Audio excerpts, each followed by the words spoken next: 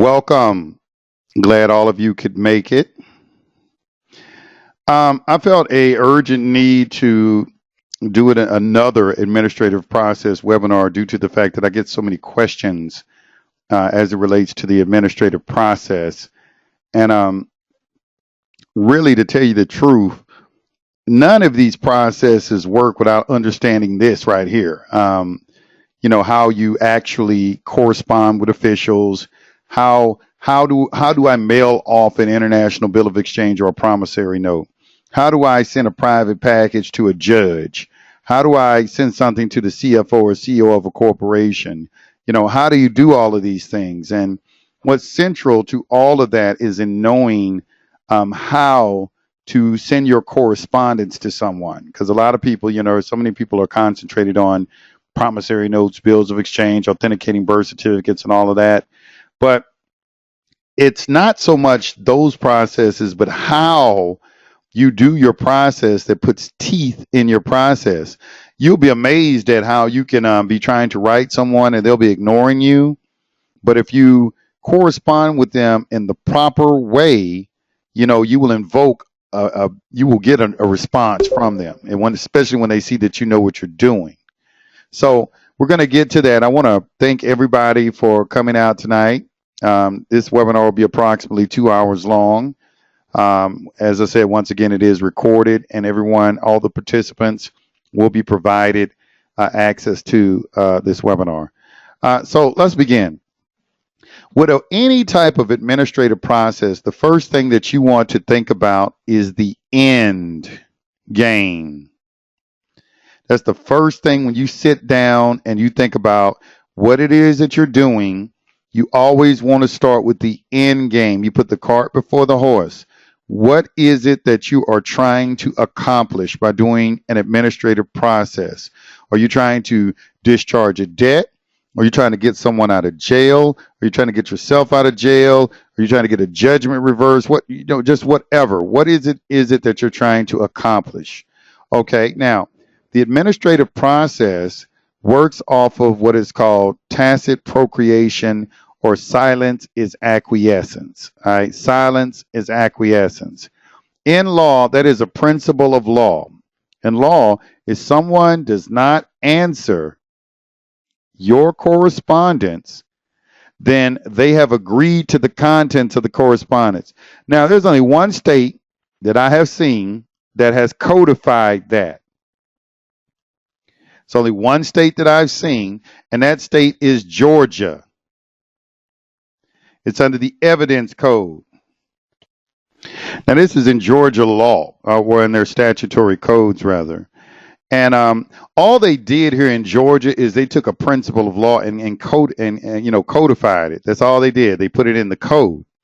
But it's a principle of law that states, and I love the way that Georgia worded theirs, because it contains all the necessary elements that you need to think about whenever you are drafting an administrative process. And let me read this to you.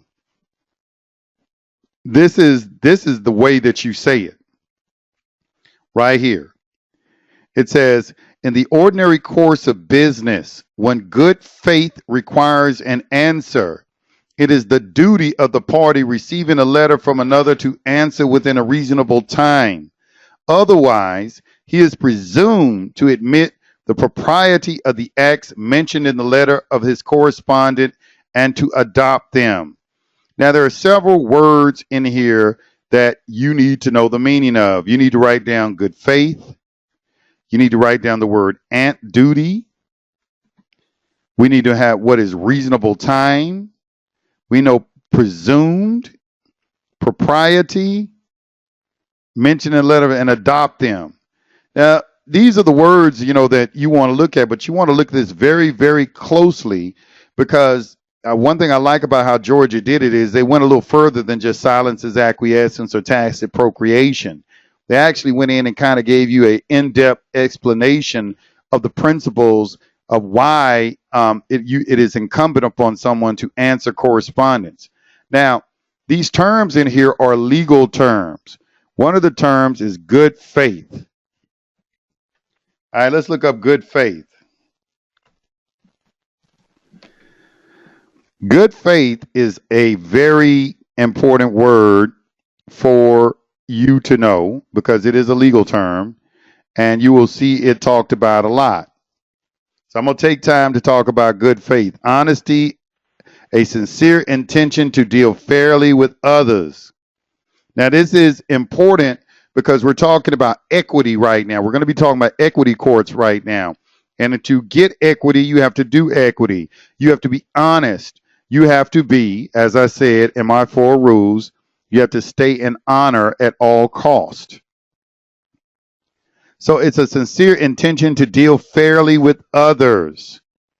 You know, are they exhibiting a sincere intention? Sincere intentions.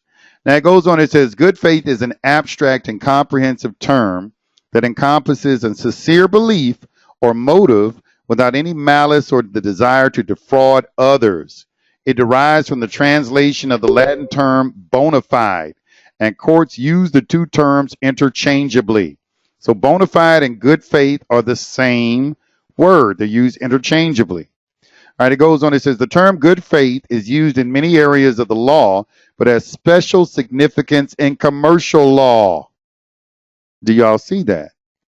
A good faith purchaser for value is protected by the Uniform Commercial Code, which every state has adopted. Under sections 1-2019 and 2-403 of the code, a merchant may keep possession of goods that were bought from a seller who did not have title to the goods if the merchant can show he or she was a good faith purchaser for value. To meet this test, the person must be a merchant, must have demonstrated honesty in the conduct of the transaction concerned, and must have observed reasonable commercial standards of fair dealing in the trade. All right. A buyer would likely meet these requirements if the purchaser proceeded in the ordinary course of business. If, on the other hand, the purchase took place under unusual or suspicious circumstances, a court might conclude that the buyer lacked good faith. All right. Now, where a non-merchant purchases property that the seller lacks legal title to convey, the issue of good faith is known both as the innocent purchaser doctrine and the bona fide purchaser doctrine. If the purchaser acquires the property by honest contract or agreement and without knowledge of any defect in the title of the seller or means of knowledge sufficient to charge the buyer with such knowledge, the purchaser is deemed innocent. In both commercial and non-commercial law, persons who in good faith pay a fraudulent seller valuable consideration for property are protected from another person who claims legal title to the property. If a court establishes the purchaser's good faith defense, the person who claimed title has recourse only against the fraudulent seller. Strong public. Now, did you see that right there? Only against the fraudulent seller. So like these mortgage companies who be coming in, they be third party debt collectors and things like that. We're going to get into that a little bit. Now, I just touched on that a little bit, but it's always very important for you to understand good faith and clean hands. All right, let's go over clean hands real quick. These are the two words that you must know if you're going to do an administrative process. Let's look at the clean hands doctrine. All right. Clean hands, sometimes called clean hands doctrine or the dirty hands doctrine, is an equitable defense in which the defendant argues that the plaintiff is not entitled to obtain an equitable remedy because the plaintiff has acted unethically or has acted in bad faith with respect to the subject of the complaint. Now, this is why you have to have good faith. You got to do everything sincerely, and you have to demonstrate clean hands. These two words are primarily the reason why you could do an administrative process. That is what you're trying to accomplish. You're trying to demonstrate good faith, and you're trying to have clean hands. All right? Clean hands. Now, you're going to start with the end in mind whenever you do an administrative process. So, let's look at something. Let's say that you are attempting to discharge a mortgage. You're attempting to discharge a mortgage. So the first thing that we're going to do is you're always going to set up a certificate of non-response. All right. because that's what's going to happen, because they cannot answer you, because they cannot have a claim, because they never can profess a claim, because they are bankrupt and they know they're bankrupt. They may try to act as if, well, we can do this and we can do that, and put on a front of what they can and cannot do. But the point remains is that they will never respond to your correspondence. And there's a reason for that. It's because they cannot. All right? Just that simple. They lack the commercial energy to press a claim. And I don't know why y'all come up with these, y'all try to come up with these little sophisticated questions. Would this work with a land contract where the owner has a trust, the funds are being paid to? All right? I mean, a trust is an entity, just is a person, just like anyone else. It's a person, just like anything else. All right? What does it matter what it is? If it's based off of a contract, there isn't a contract that they're going to write in the public that's going to demand that you pay in any particular coin or currency. Now, if you have a private contract with someone that's saying that you need to pay in gold, then you have to honor the tenor of that particular contract. But I have never seen anybody in the public write in any contract anywhere that you have to be paid in a specific coin or specific species of currency. So what does it matter if it's a trust or not? It doesn't matter if it's a trust, an estate, corporation, company, partnership, association, individual, or any type of ens legis or any type of nom de gore or anything like that. They're all going to be the same thing. Now, let's continue. We have a certificate of non-response. We're going to start there first. Okay? Now, this is evidence of dishonor. This is the reason that we are doing a certificate of non-response, because we're doing something for evidence purposes. You are collecting evidence. This is not going to get your mortgage free and clear. If somebody is out there teaching you that, all right, you need to get away from them as quickly as possible. Okay, an administrative process does not give you make anything go away. It does not magically transform you into anything like that. It is an evidence gathering tool. It is evidence of dishonor. It is a judgment and estoppel of the law. Okay, that's it. Okay, don't start thinking, oh, I'm going to do an administrative process and I'm going to get the car free and clear and I'm going to go file a lien against someone. This is all the kind of stuff that I hear that's being, talked about out there. No one is out there really teaching people how to do an administrative process. So we're talking about evidence of dishonor. It's evidence. All right. So right here, these codes right here are coming out of the UCC. UCC 1-202 and UCC 3-505. Let's look at both of those UCC codes. All right, notice and knowledge. Okay, then this is your notice requirements. All right, notice and knowledge. Subject to subsection F, which is notice and knowledge right here. A person. What is a person? Let's look and see what a person is real quick. A person means an individual, a corporation, a business trust, an estate, a trust, a partnership, limited liability, company, association, joint venture, government, governmental subdivision, agency or instrumentality, public corporation, or any other legal or commercial entity.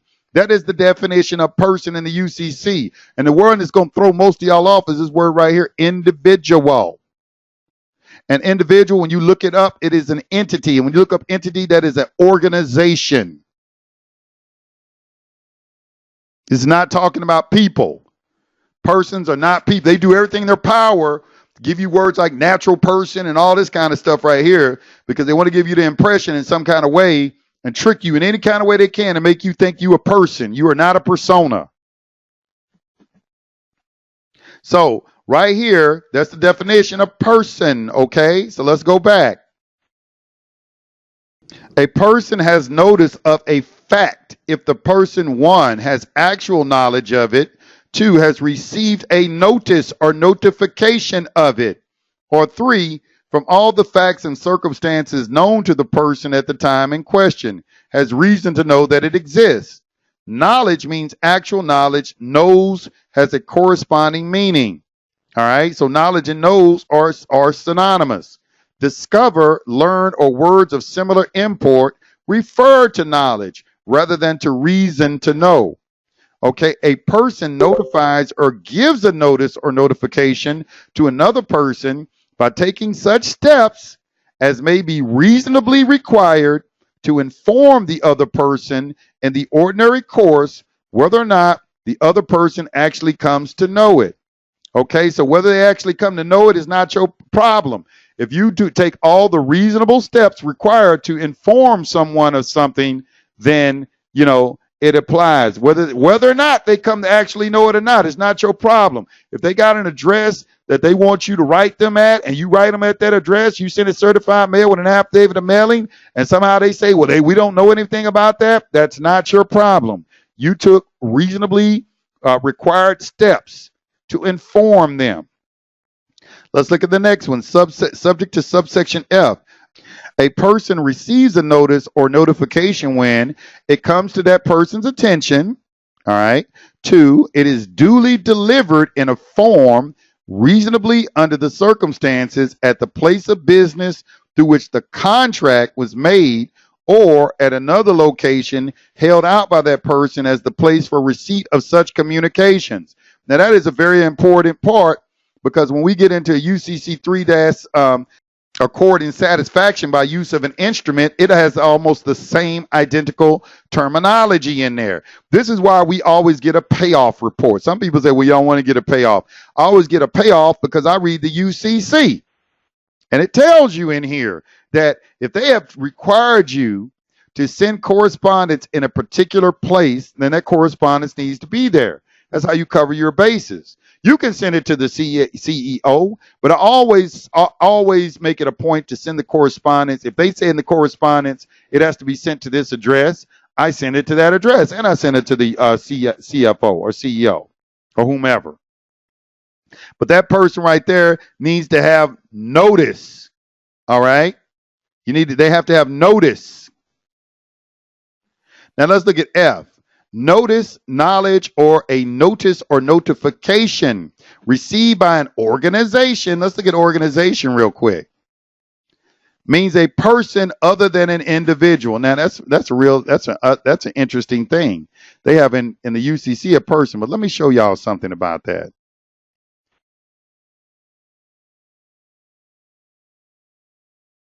All right, look at this right here. Existing as an indivisible entity of or relating to a single person or thing as opposed to a group.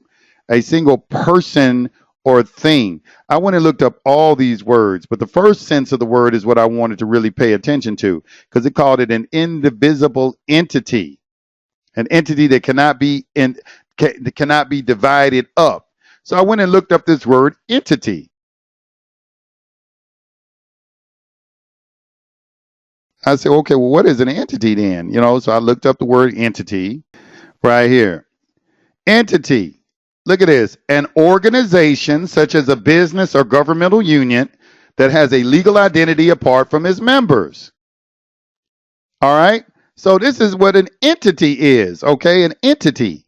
So that's why when you read right here in the UCC, this is why they do this, because they're trying to, like organization means a person other than an individual. So they had to exclude this word individual because this word individual falls under the definition of organization. I wanted to bring that to y'all's attention. Now it says notice, knowledge, or a notice or notification received by an organization, an entity, all right, is effective for a particular transaction from the time it is brought to the attention of the individual conducting that transaction, and in any event, from the time it would have been brought to the individual's attention if the organization had exercised due diligence. I find it very interesting that right here in these sentences, they're using individual and organization as an individual referred to as an organization right here in the sentence. An organization exercises due diligence if it maintains reasonable routines for communicating significant information to the person conducting the transaction, and there is reasonable compliance with the routines. Due diligence does not require an individual acting for the organization to communicate information unless the communication is part of the individual's regular duties or the individual has reason to know of the transaction and that the transaction would be materially affected by the information. All right, I want you to see duties right here. This word duty is a very important word because when we go back to right here, in the ordinary course of business, when good faith requires an answer, it is the duty of the party receiving a letter from another to answer within a reasonable time. All right. What is a duty? They don't have to answer unless they are required to answer, unless good faith requires them to answer. Now, anybody that allegedly says that you have a contract with them is required to answer. They have a duty to respond. You cannot just walk down the street and start shooting administrative processes at people and they don't know who you are. I once heard somebody say that on a radio show. They said, administrative process, I don't believe in that. What, you just going to walk down the street and start doing administrative processes by occupants? And this is ignorance, but this is obviously somebody who does not study law or take the time to even read these things and look up words and find out that it requires a duty. Someone has to have a duty to respond to you. So now that we got that out of the way, let's go back to we were putting the cart before the horse. So the first thing that you're going to draft up is a certificate of non-response because we are already anticipating that the people that we correspond with, they are not going to answer. And we looked up UCC 1-202, which is notice requirements or evidence that someone has received notice. Now, let's look at the next one, UCC 3-505. Okay, let's look up that. Evidence of dishonor.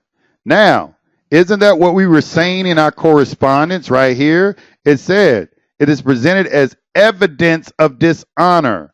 This is why we have the evidence code. You have an evidence code in your state. All right, evidence of dishonor pursuant to legal authority. All right, why is it pursuant to legal authority? That's because we're going to use their codes and everything because we're using the Uniform Commercial Code. All right, the Uniform Commercial Code is what this falls under. And the Uniform Commercial Code is in common law and equity as well. But it goes on, it says UCC 3-505, evidence of dishonor. The following are admissible as evidence and create a presumption of dishonor and any notice of dishonor stated. All right, this is admissible as what? The following is admissible as what? Evidence. All right, so you have to have evidence when you go to court. You have to have evidence. You can't go to court without evidence, and you have to have admissible evidence.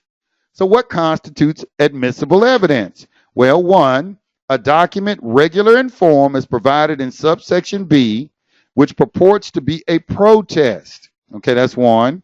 Two, a purported stamp or writing of the drawee, payer bank, or presenting bank on or accompanying the instrument, stating that acceptance or payment has been refused unless reasons for the refusal are stated, and the reasons are not consistent with dishonor. And three, a book or record of the drawee, payer bank, or collecting bank kept in the usual course of business, which shows dishonor even if there is no evidence of who made the entry. So the banks, when they turn down your negotiable instruments, they have to have one of these three things, which they never do. Okay? They have to have one of these things to show that they have dishonored your instrument. Now let's look at B. A protest is a certificate of dishonor made by a United States consul or vice consul or a notary public or other person authorized to administer oaths by the law of the place where dishonor occurs. It may be made upon information satisfactory to that person. The protest must identify the instrument and certify either that presentment has been made or, if not made, the reason why it was not made, and that the instrument has been dishonored by non-acceptance or non-payment. The protest may also certify that notice of dishonor has been given to some or all parties. Now, this is not for you. This is for them. This is the requirements that they have to have. All right. So this, I just want y'all to understand that. Okay, they are required to give you notice, and they are required to give evidence that they've dishonored your instrument, and they don't do that. This is things that they have to do, not you. Now, you're using a notary as a go-between because you need to have someone who will serve as a witness that they did not do any of these things. And when we read this correspondence, you're going to see that is exactly what is being talked about. Now, let me digress for a second. I pulled this out of a document called Creditors and Their Bonds. And Creditors and Their Bonds teaches you how to do an administrative process. This is how I learned how to do an administrative process. You will see that we have a certificate of non-response. All right. And let's read this, as you can see now. Now, this certificate of non-response is a notary document. What that means is that you do not sign this and you don't do anything with this. This is strictly 100% a notary document. It's not for you to sign or do anything. Okay? Now, what this does is it outlines the notary is going to testify as to what happened in the transaction with whoever it is you were conducting an administrative process again. She's going to identify everything that happened. All right. Now, the notary keeps a notarial record book. You should not deal with a notary that does not have a notarial record book. If you're taking someone somewhere to have them to become a notary, then the first thing you do is when they receive their, little certification or their delegation authority from the state, and you take them up to Office Depot or something like that, you make sure once they get their notary stamp, and you should always get them both stamps. Get them the stamp that stamps and the little crimper. Get both of those, and they should pick up a notarial record book while they're at it. Because you should, every time you see a notary, that notary should be having you lodge something in that book, because that is a record and it can be introduced into court as very powerful evidence. Now, on such and such date, the record shows, notice that she keeps the record. I mailed John Doe's notice of acceptance with attachments dated. Now, what is a notice of acceptance? It don't have to necessarily be a notice of acceptance. It could be anything. It could be a validation of debt request or whatever correspondence that you're sending to anyone. All right. The notary is going to detail the type of correspondence that was initially sent out by her hand. So she's going to say, the record shows I mailed John Doe, which is you, notice of acceptance with attachments dated. She's going to tell the date that she mailed it out. To Dave Brown Agency. Now, Dave Brown Agency could be anyone. It could be the courthouse. It could be the IRS. It could be the Treasury Department. It could be your next door neighbor. It could be Ford Motor Corporation. It could be Bank of America Mortgage Company. Whomever. They are all agents. That's why he uses the word agency here. Because all of them in the public, they are agents. Because if we're dealing with a public debt, it is that they are all agents of the Treasury Department. By certified mail package, and then you're going to put the certified mail number there as verified by certificate of service. Now, here in this book, they put a certificate of service for you. It's real simple. I don't use a certificate of service. I use a affidavit of mailing, but a certificate of service will suffice. A certificate of service will suffice. You can have the notary notarize the certificate of service that it was mailed out. A lot of notaries are kind of like, they kind of have a problem with signing something that says affidavit. I've never had a notary have a problem notarizing a certificate of service, though. So you can have them notarize your certificate of service. Now, so this notary is going to detail once again that first of all, she mailed out on your first package to someone. Now, you're going to send out this first correspondence and you're going to give them 10 days. Now, it's not always 10 days. Sometimes it could be 21 days. For instance, I'll give you an example. Under the Fair Debt Collection Practices Act, a mortgager has 21 days to answer your correspondence and has 60 days to provide you the material. So if you're going to do an administrative process against them, you can't go and say 10 days. You got 10 days to respond because there's already a governing statute that governs when they have to respond. All right. So you want to make sure that you check the laws first of what you're asking for and ensure that there's not a code that they have to abide by that requires them to answer in another time period other than 10 days. But right here, she sent out the first package. Now, if the notary doesn't get a response within the time specified, they're going to send out a second package. Okay, on such and such date, the record shows I mailed a notice of breach to Dave Brown at ABC Agency at the address by certified mail number as verified by the certificate of service. Now, what are we doing here? The notary is showing that she did send out everything certified mail, that there is a certificate of service certifying that mailing of what was in the correspondence. That's what the certificate of service does. It tells what was in the correspondence and what address that it was sent to. All right. The notary only has to do this twice. It's only 2 steps. All right. Now, let's see what the notary says next. After acceptance of both mailings, Dave Brown for ABC Agency refused to send the confirmation that the account for this case number had been adjusted and settled, nor a notice of dishonor from a qualified third party excusing his refusal in the 10 days following the second mailing. Now, let me say this. Notice that this 10 days was after the second mailing. All right? Because that first mailing, you're going to give them the time period or whatever is specified. If you don't hear from them in that time period, that second time, they only got 10 days to respond. Now, you'll also notice that they require to give a notice of dishonor. The notice of dishonor is what was spoken about in UCC 3-505.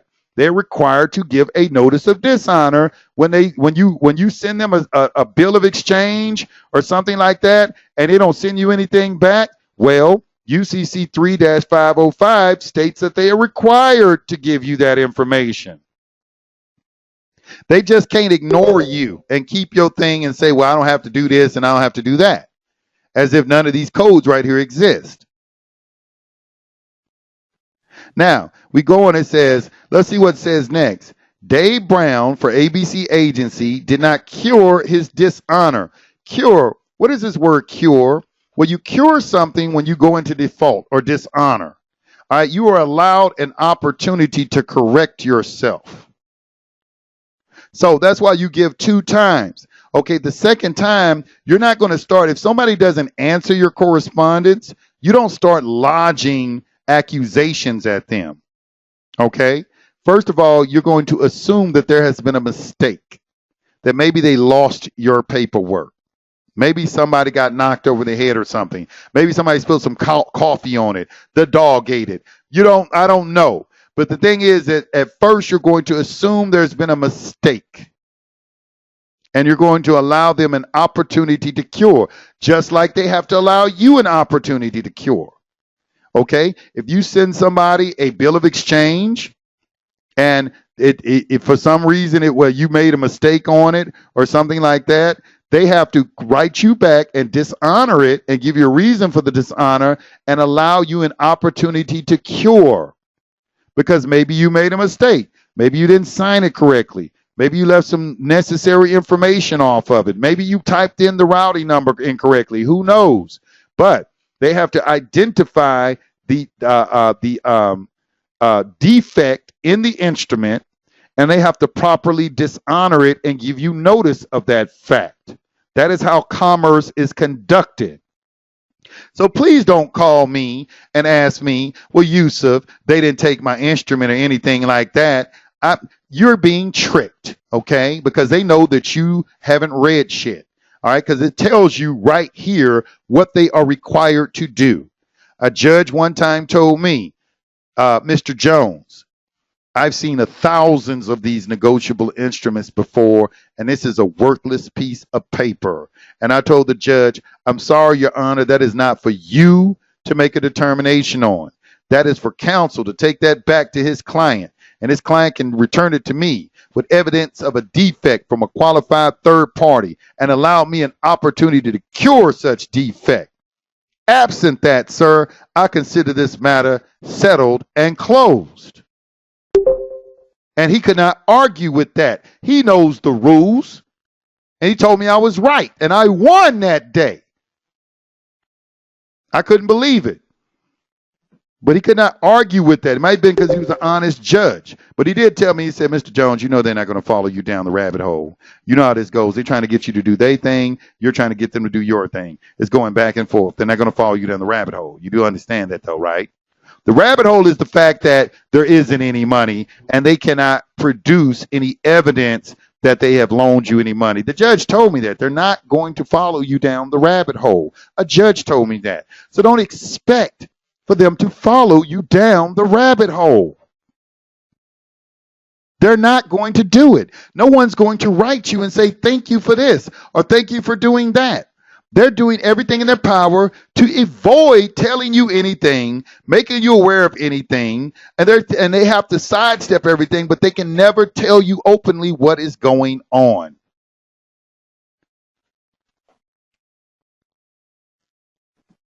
So, there was no notice of dishonor sent. They gave no reason for the refusal to confirm the adjustment and the settlement of the account or send a notice of dishonor. Now, here's what the notary is going to conclude. So here's the conclusion from the notary, because the notary is the one all this is going through. Therefore, based on the foregoing facts, I certify. What is the notary doing for you? Certifying something for you. That Dave Brown for ABC Agency dishonored John Henry Doe, which is you, and me. Notice that the judge that the notary says and me through his non-response, and did thereby agree. What are we getting? What are we getting from this? We're getting a stipulation. We're getting an agreement, like it says in Matthew 5:25. Agree with your adversary while you're on the way to court. At least he hand you over to the judge hand you over to the bailiff, and the bailiff casts you into prison. I tell you, you will not come out until you pay the very last farthing or penny.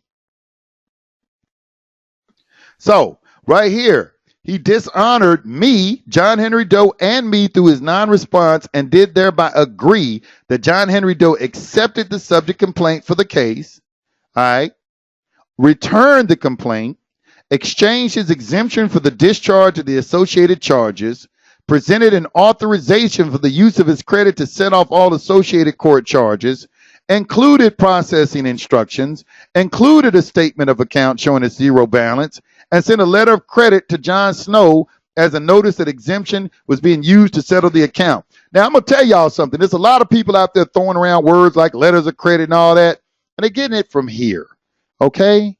This document is all like 20 years old or older. This is not new, all right? People are picking things out. If you didn't do everything that is in here, a lot of people will say that, oh, that's too much stuff to do. What I gotta do? Damn, I gotta give a what? I gotta accept it. And then I gotta do a what? I gotta return it. I gotta present an authorization for the use of my credit. What is that? And I gotta include processing instructions. Oh, and I gotta include a statement of account showing a zero balance. And I gotta send a letter of credit to John Snow as notice that I used my exemption was being used to settle the account. How many people actually do that? How many people actually do all of that and complain about something not getting set off or something? I haven't seen anybody do an administrative process to discharge something properly. Almost every single person cuts corners. And we were taught that you have to be all right or you're not right at all. So let's keep going. Let's look at this. Further, Dave Brown agreed. Notice we're getting an agreement too. We're getting stipulations. All right, let's look up the word stipulation real quick. Because in law speak, that's what they have. Everything works off of stipulation. You will always see a judge. What are the stipulated facts? In law of the United States, a stipulation is a formal legal acknowledgement and agreement made between opposing parties prior to a pending hearing or trial. All right. Now, let's go back to Matthew 5:25. Agree with your adversary before you get to court. Isn't that right here when it says prior to a pending trial or hearing? So a stipulation is an agreement before you get to court. Isn't that what Matthew 5:25 says? Maybe we should read it as stipulate with someone on your way to court. At least he hand you over to the judge. For example, both parties might stipulate to certain facts and therefore not have to argue those facts in court. All right, now I want y'all to think about this, okay? This is why you don't argue. A lot of people do not understand what I say when they say you don't argue. You don't argue because before you get to court, you should already have a stipulation of what the facts are. Jury trials and bench trials are to argue facts. If you have already had an agreement of what the facts are, then you don't have to go to trial. This is why prosecutors, they can make up charges on you and then get you to stipulate to them. And then you would enter a guilty plea like, man, I didn't even do that. It doesn't matter. You stipulated to it. You agreed to whatever they made up. So there's nothing to argue. So we are having an agreement, a stipulation. This is what an administrative process is seeking to accomplish. You are seeking to accomplish an agreement on what the facts are before you ever get to court. Let me say that again. An administrative process is seeking to accomplish an agreement of what the facts are before you get to court. An administrative process is seeking to reach a stipulation between opposing parties before you get to court. Agree with your adversary while on the way to court, lest he hand you over to the judge hand you over to the bailiff, and the bailiff cast you into prison. I tell you, you will not come out until you've reached paid the very last penny. So you're reaching a stipulation. So when we go back and reread this right here, this is why the language is read the way is written in such a way that it is. Okay? That's why you keep seeing this word agreed. Further, Dave Brown agreed that his refusal to send written confirmation of the settlement of this account number or a notice of dishonor from a qualified third party in no way negates the fact that said account is settled and closed, that he and the agency he represents have no capacity to pursue collection on said account, and that further pursuit of collection is agreement that Dave Brown and ABC agency collectively and severably owe John H. Doe $5,000 for expenses of handling Dave Brown's presentment, and that John H. Doe may take all necessary steps to secure its claim to the debt owed to it and to collect. Now, this works very well when we're dealing with third-party debt collectors because there are laws governing how much they have to pay for all their correspondence. They send you if they don't verify something. So how are you going to have evidence that they didn't verify something, that they didn't verify the debt? You're going to have to conduct an administrative process, and then you can put the fees in there that they owe you for their continued correspondence to you and take them into court. Now you can see right here the notary is going to date this, notarize it, and stamp it and put their name and address. And this is a certificate. This is a certificate. It's called a certificate of non-response. The notary is certifying something for you. The notary is certifying something for you. Now, you should know that you should already have your certified mail things that you're going to send out, and you should already have this drafted up and give it to the notary when you first go to the notary. You already gonna, now this also has kind of basis in natural law. You should already be visualizing how you want things to come out. You should already be visualizing how you want the end game to be. So you already know that you're going to send them a first package, a second package, and if they don't respond within 10 days to the second package, the notary is going to sign this document and certify it and give it to you. You should hand the notary all your correspondence at one time. You don't sit there and then write one thing and then come back to the notary and write something else. No, your notary should understand how to conduct administrative processes. They should have a P.O. box that is dedicated solely to receiving correspondence such as this. And they should check the correspondence. They have a duty to go to their P.O. box, and you have to pay them for all these services because they have to drive, they have to burn their gas, they have to go to their P.O. box, they have to get stamps and all this kind of stuff. They have to mail this off for you and monitor and make sure everything happens the way it's supposed to happen. So yes, they are going to receive some type of remuneration for their services for doing this for you. And I can tell you, in jail, notaries were getting, if you were in jail and you needed a notary to do this for you, you wasn't paying under $500. Because to find a notary in jail that would do to you is almost impossible. And you'd be willing to pay it too. But anyway, so that's the certificate of non-response. That's the first document you're going to put together. Is your certificate of non-response.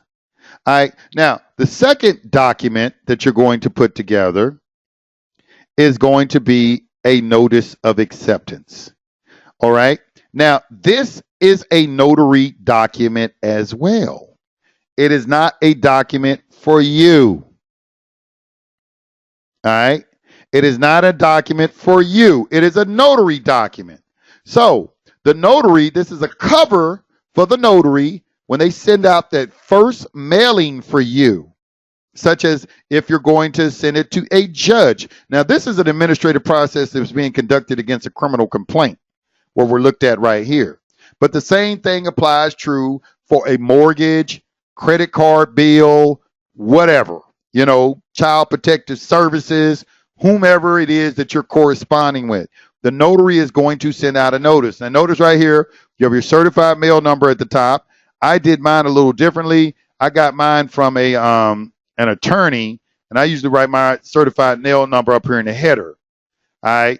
But you want your certified mail number on there that you're utilizing. That certified mail number that goes here is what's going to go on your certificate of non-response right here. Certified mail number right here. Return RRR stands for return receipt requested. That means that the green card that you go to the post office and get, you're going to want that returned to you. It's going to be returned to the notary. Why is it going to be returned to the notary? The notary, because after acceptance of both mailings, how is the notary going to know that both mailings had been accepted? How can the notary testify to a fact that she doesn't have firsthand knowledge of?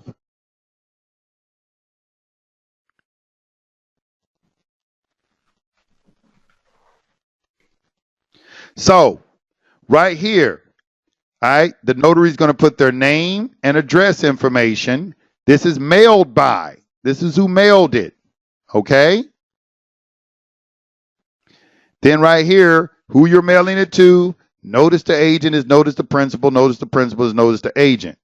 Date. Regarding complaint on this case. Notice of acceptance. Please be advised that I have accepted your presentment to John H. Doe for assessed value. Now, why is it assessed value? Now, if it's an assessed value, now I'm going to take this and kind of flip-flop it. If we're talking about a mortgage, all right, and they send you a payoff, there is an assessed value. They've given you an assessment. They've told you how much it has cost. Okay? If you have not been told how much it has cost, it is accepted for value. All right? All right, there's no assessment with it. You haven't been giving a voucher, which is what is at the end of your utility bill or bills and everything. They haven't told you how much this cost. So you say, please be advised that I've accepted your presentment. What is a presentment? A presentment is, for those who don't know, because I know we got some new people on here, so I'm going to go through what a presentment is, because a presentment is a very important word for you to know. What is a presentment? Okay, well, let's look at that real quick.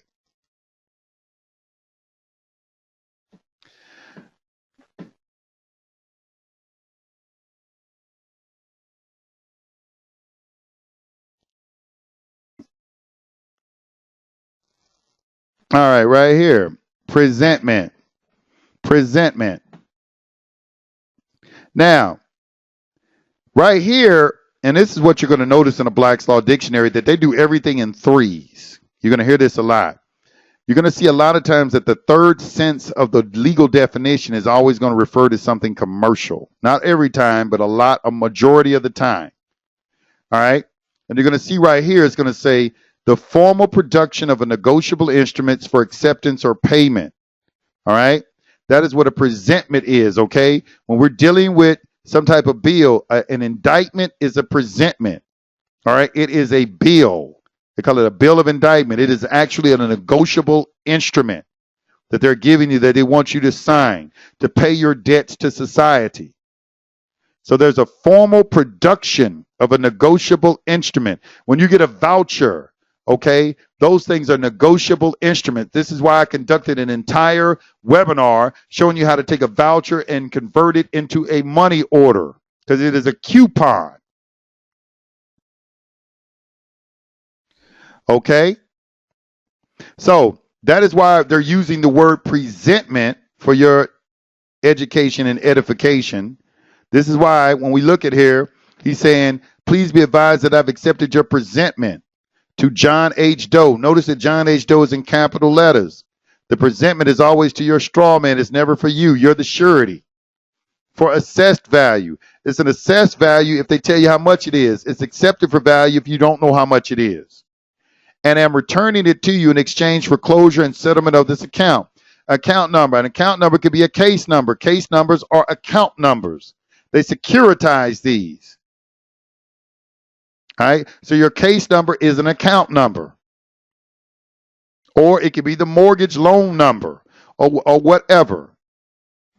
Please send confirmation that the account for the case number has been adjusted and settled to the address shown above, or send a notice of dishonor from a qualified third party. What's the address above? It's the notary's address. All right. No correspondence comes directly to you. You're telling them where to send the correspondence as it outlines in the UCC. So you're directing them very clearly, I need you to send this to this address up here. All right. It needs to be sent by a qualified third party. Who is a qualified third party? Anyone who can issue oaths, such as a notary, a judge, an attorney. Someone who can act as a witness to the contents of the correspondence. So we have to have a qualified third party that's going to send this.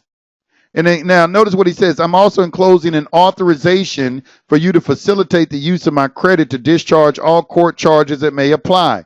Now, I'm going to talk about this authorization in just a moment. Okay, that goes to the Treasury Department. You can send a copy of it to them. And basically, it's very short. It's just telling them you have my permission to access my exemption to discharge. You have to give them the permission to do it. If you don't give them the permission to do it, then they're going to sell the bond. That you have to give them permission. You have to tell them what to do. I'm giving you permission to use my exemption. The instructions and a statement of account are attached for your convenience. All right. Instructions, you give them processing instructions. You tell them what to do with the negotiable instrument. And a statement of account is what they use in commerce to show a zero balance. I always attach my statement of account on, if you've ever attended my negotiable instrument webinars, the statement of account is in the middle part of the negotiable instrument.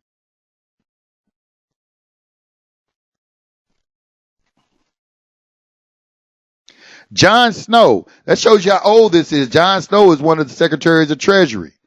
His name is Jacob Lew now. Jacob Lew is also being notified that I'm using my credit for this purpose. Now, your refusal to send the confirmation or notice of dishonor will in no way negate this settlement and will be your agreement that you and your agency have no capacity to pursue collection. Further, collection efforts confirm that your agreement that you and the agency collectively and severably owe John H. Doe, which is your straw man, $5,000, and that John H. Doe may take all necessary steps to secure its claim to the debt owed to it and to collect.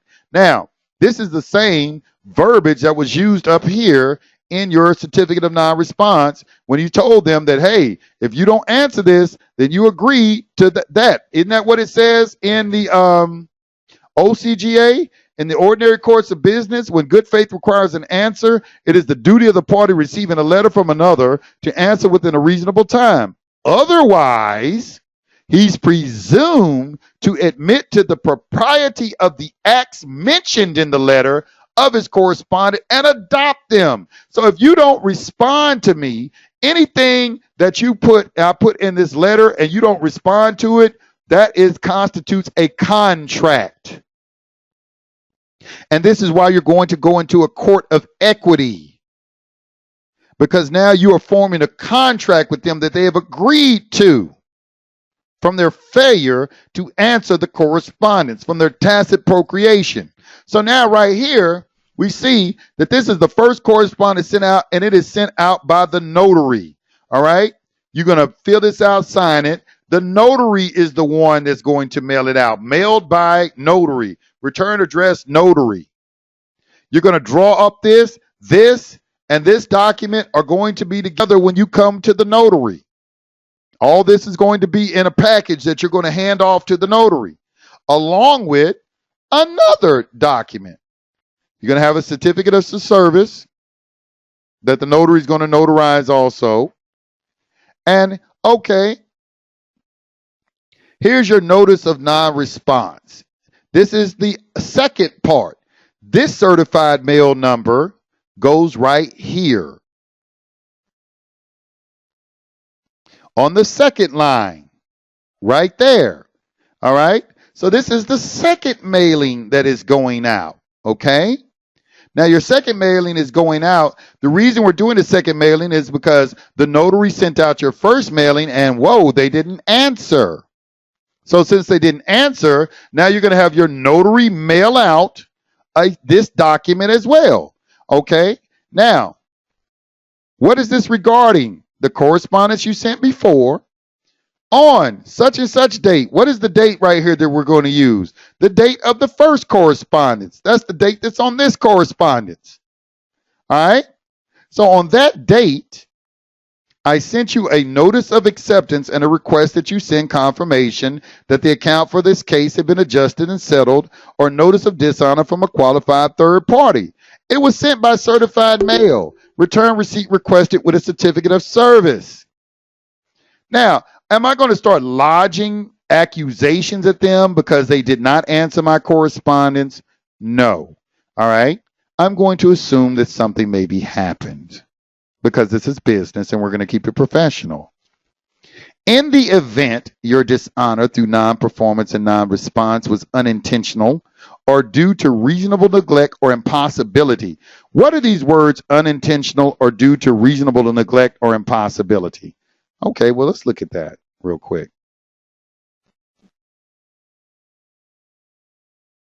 Oh, they may have changed it, right? Oh, yeah, there it is. Okay.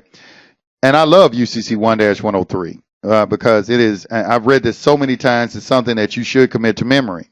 The Uniform Commercial Code must be liberally construed and applied to promote its underlying purposes and policies, which are: 1, to simplify, clarify, and modernize the law governing commercial transactions. 2, and this is the purpose of the Uniform Commercial Code. 2, to permit the continued expansion of commercial practices through custom, usage, and agreement of parties. And 3, to make uniform the law among the various jurisdictions. Now, I don't see no shit in here about nationality and claiming my nationality and all that the Moors get so upset with, because they tell you what it's for right here. Just like the name says, it's the Uniform Commercial Code. It is for business, okay? Which is what the legislatures do. They regulate commerce. And you find that in Article 1, Section 8, Clause 3. And the legislatures are the one that promulgate codes. That's what codes are for. Codes are for businesses. Now look at B. It says, unless displaced by the particular provisions of the Uniform Commercial Code, the principles of law and equity, including the law merchant and the law relative to capacity to contract, principal and agent, estoppel, which is what we're going to be talking about, fraud, misrepresentation, duress, coercion, mistake, bankruptcy, and other validating or invalidating cause supplement its provision. So we see the word mistake right here. This is why when you go into creditors and their bonds, he went to a great deal of effort to talk about mistake. Mistake, some unintentional act, omission, or error arising from ignorance, surprise, imposition, or misplaced confidence. A mistake exists when a person, under some erroneous conviction of law or fact, does or admits to do some act which, but for the erroneous conviction, he would have done or omitted. It may arise from either unconsciousness, ignorance, forgetfulness, imposition, or misplaced confidence. And what do you think that they're doing to you when they start talking about, well, we only take this kind of payment, and I don't know what this is right here? Wouldn't that fall under the definition of mistake? Aren't they making a mistake? Aren't they making an error? So when we go back and we look at our correspondence again, which is a notice of non-response, we'll see right here it says, in the event your dishonor through performance and non-response was unintentional or due to reasonable neglect or impossibility, I'm attaching a copy of the same presentment to this notice of non-response. So you're going to take all the correspondence you sent him in the first letter, you're going to make copies of it, and you're going to attach that to the second letter because something may have happened. They may not have gotten your correspondence. They may have made a mistake. Like when they say, well, we lost your correspondence. You're supposed to have color copies. I scan everything into my computer, especially when I'm dealing with clients, because when they lose it, I can just print it back out. But you should have copies of everything that you sent to the first time. So as soon as something flies out of their mouth, like they lost something, you can easily send them copies of all the first correspondence. And notaries can make certified copies, which is what you want your notaries to do. And let me show you this right here. Certified copies, notary. And let me show you how I do it. Certified copies, Notary Public. All right. Certified attested photocopies. All right. I like this little website right here because it tells notaries are frequently asked to make a certified or attested copy of an original document. Not all states, however, authorize notaries to perform this act. Not all documents are eligible for copy certification/attestation by a notary. The following discussion will help you navigate these sometimes murky waters. About the duty. Now notice they talking about a duty again. The act of copy certification attestation is completely different from notarial acts involving a signed document. You do not administer an oath or take an acknowledgement from anyone. Instead, you make a witness to making a photocopy of a document, or you compare a photocopy against the original document and then certify or attest, affirm to be correct that the photocopy is a true copy of the original. So can't the notary make certified copies of you by looking at your documents and making sure wouldn't that what you want to have, especially if you're going to go to court? Wouldn't you want certified copies of your documents in your hand?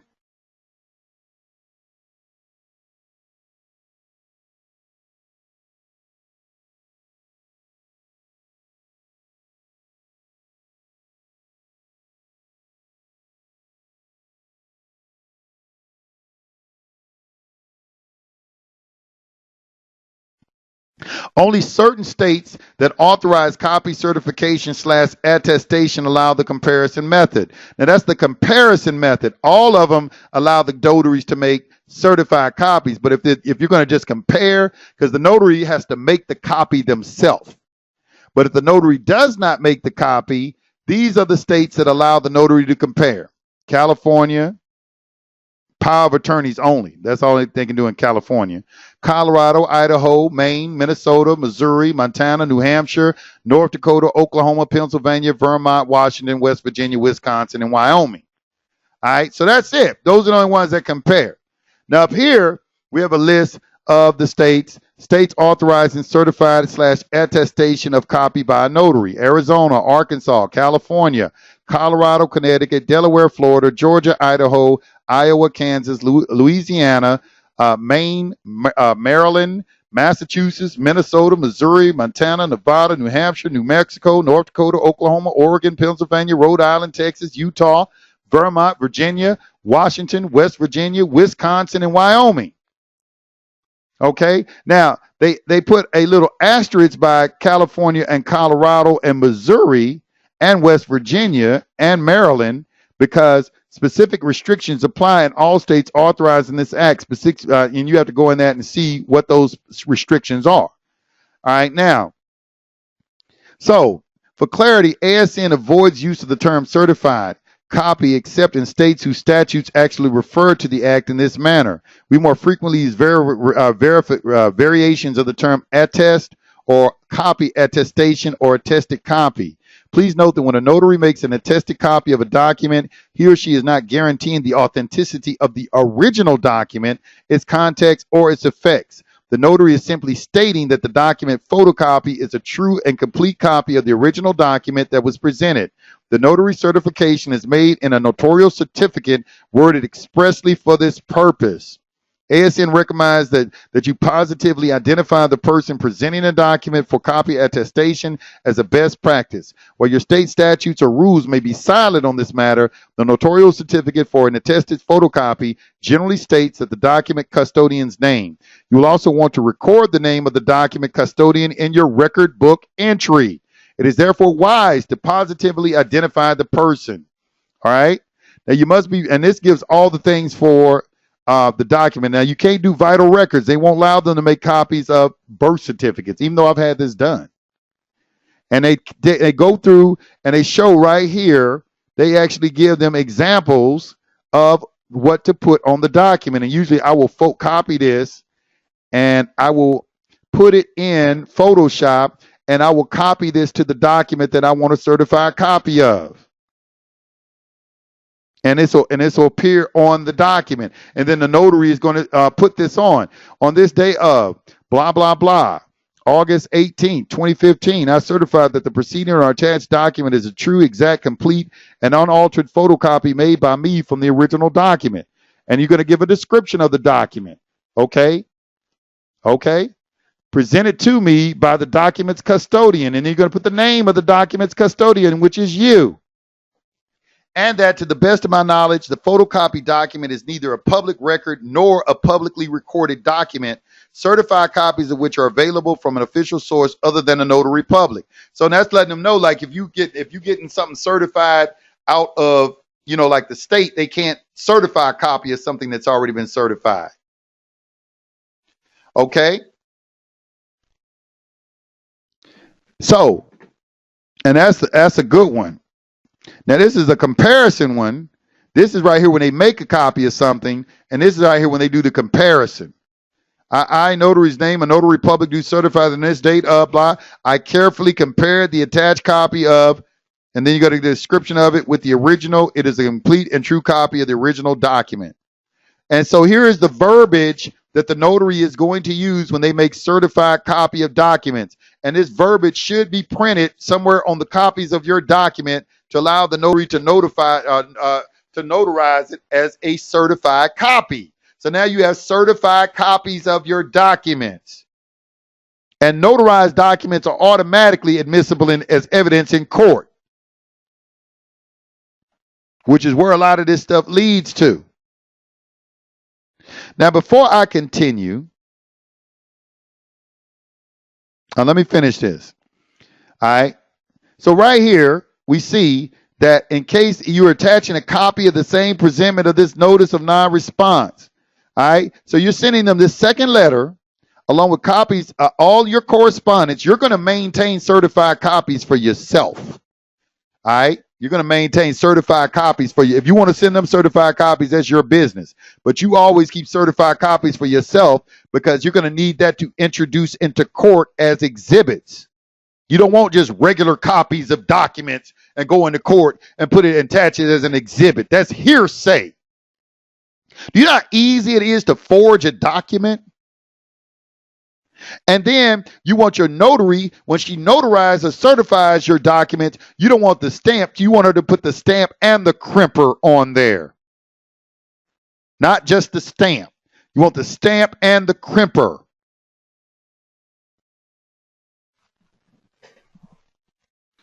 It goes on, it says, please send confirmation the account for this case number has been adjusted and settled to the address shown above, or send a notice of dishonor from a qualified third party. If you have an excuse for not performing as requested, please mail your particular statement to me at the address noted above. Your specific performance or statement is expected no later than 10 days. And notice that you always write the number and put the number in parentheses. That's what you do in law. 10 days from the date this notice is postmarked. Thank you for your prompt attention to this matter. If you fail to cure the breach, your refusal will be your agreement of all statements made in the initial notice of acceptance. Well, isn't this language right here at the end of this the same language once again that we have right here? You know, otherwise it's presumed to admit the propriety of the acts mentioned in the letter of his correspondence and adopt them. Isn't that what it said right here? If you don't answer, you agree to all the statements made in the initial notice of acceptance. We have an agreement of the parties. We have a stipulation that you can't bring up in court later. Does that make sense to everyone? I'm going to stop right here and I'm going to take a break. And when I come back, if you have any questions, and then we're going to continue.